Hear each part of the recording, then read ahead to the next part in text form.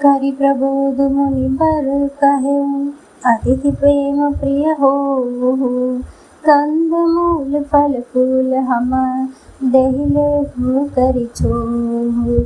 अर्थात इस प्रकार मुनि श्रेष्ठ भरद्वाज जी ने उनका समाधान करके कहा, अब आप लोग हमारे प्रेम प्रिय अतिथि बनिए और कृपा करके कंद मूल फल फूल जो कुछ हमें दे स्वीकार कीजिए। सुनि मुनि बचन भरत हिय सोचु, भयउ को अवसर कठिन संकोचु। जानि गुर गिरा बहुरी, चरण बंदी बोले कर जोरी। मुनि के वचन सुनकर भरत के हृदय में सोच हुआ कि यह बेमौके बड़ा बेढक संकोचा पड़ा। फिर गुरुजनों की वाणी को महत्वपूर्ण समझकर चरणों की वंदना करके हाथ जोड़कर बोले, सिर धरियायस करिय तुम्हारा, परम धर्म यहु नाथ हमारा। भरत वचन मुनि बर मन भाए, सुचि सेवक शिष्य निकट बुलाए। हे नाथ, आपकी आज्ञा को सिर चढ़ाकर उसका पालन करना, यह हमारा परम धर्म है। भरत जी के ये वचन मुनि श्रेष्ठ के मन को अच्छे लगे। उन्होंने विश्वास पात्र सेवकों को और शिष्यों को पास बुलाया।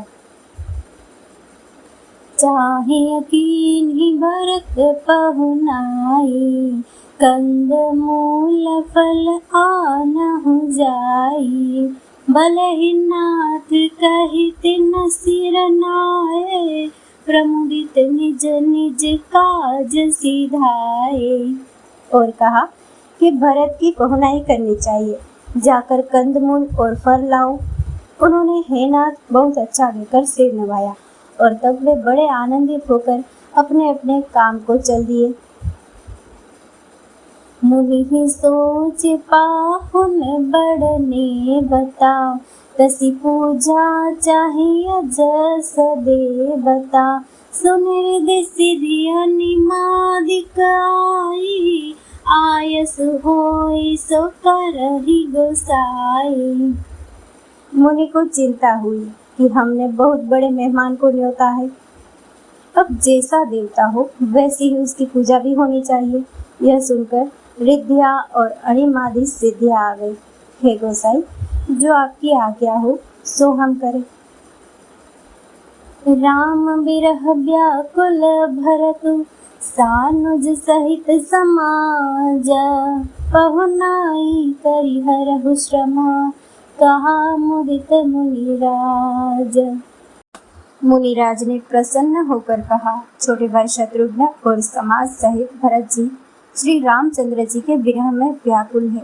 इनकी पहुनाई करके इनके श्रम को दूर करो। रिधि सिधि सिर धरि मुनि बरबानी, बड़े भागिनी आपो ही अनुमानी।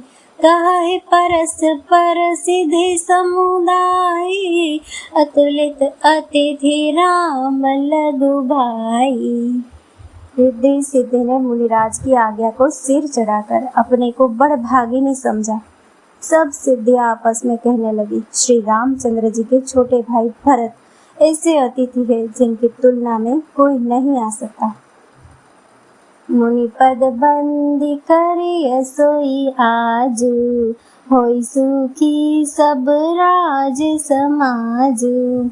अस कहि रचे रुचिर गृह नाना, जहि बिलो के बिल खाहि विमाना।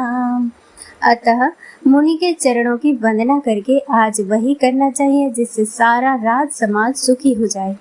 ऐसा कहकर उन्होंने बहुत से सुंदर घर बनाए, जिन्हें देखकर विमान भी लजा जाते हैं। भोग विभूति भूरी भरी राखे, देखत जिनहि अमर अभिलाषे। दासी दास साजू सब लीन है, जोगवत रहि मन ही मनु दीन है।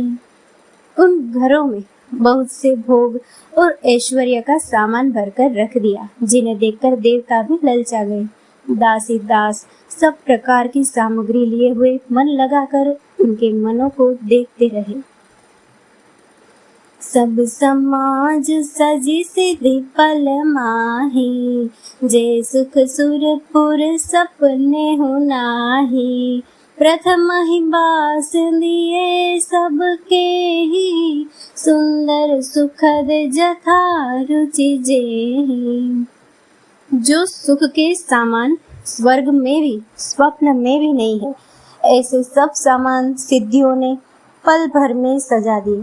पहले तो उन्होंने सब किसी को जिसकी जैसी रुचि थी वैसे ही सुंदर सुखदायक निवास स्थान दिए।